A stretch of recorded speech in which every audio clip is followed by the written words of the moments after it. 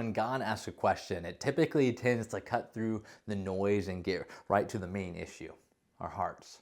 We see in Scripture that God, He rarely just gives answers, but He often tends to ask questions that peel back the layers and that reveals who we really are and who He really is. See, His questions aren't just for gathering information, but for sparking transformation, real change in our lives. And there's something absolutely humbling about being asked a question by God. Because his questions, they don't skim the surface. They dive into the deep parts of who we are, the parts that we like to keep hidden. And to be honest, we're used to shallow questions about work, plans, weekend plans, small talk. But God's questions, when he asks them, they stir up something real. They call us to greater purpose, honesty, understanding. They cause us to grow.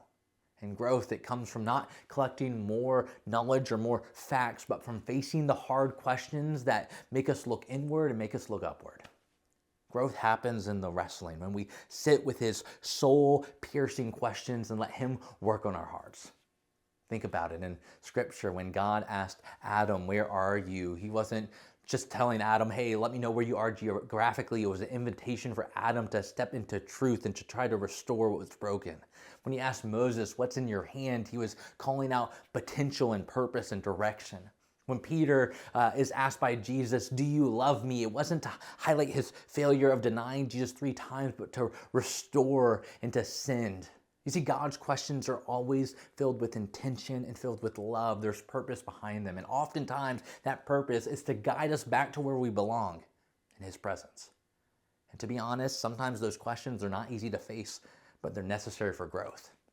You see, these questions by God, they're not about quick fixes, but they're about authenticity, they're about trust, they're about relationship. And so when we stop running and let his questions settle in, when we actually reflect on it, we step into something real, and we are often transformed from it.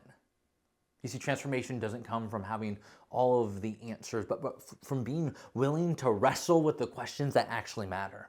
And so God's questions, man, they wake us up. They push us out of complacency. They remind us that growth comes from vulnerability and that the seeds God's planting in our lives, that he's the one who's growing them.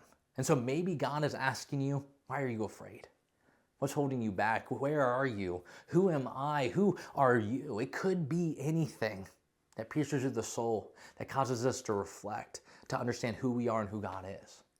And so ask yourself, what question might God be asking you right now? And let his question break through. They're not there to shame you or condemn you, but to draw you closer and closer to him. So if you have some time this week and you're wanting to go deeper into some of the things mentioned in the sermon this past Sunday, I encourage you to hop into the book of Job, chapters roughly 38 through 41, and just see those rapid fire questions that I referenced that God poses to Job and see how our Creator is intimately involved in the universe. And as always, as we finish up here, your engagement question of the week is actually coming from the little question card that you were able to pick up after service. And so here it is. If you could replace the standard "how's it going" greeting that everyone typically tends to use, what one delightfully odd or unexpected question would be the new normative question for everyone? So what would that question be, and sort of what is your intention behind why you would ask that specific one? I'd love for you to hop over and watch the Church Center app, engage there with the church, because I'd love to see your question.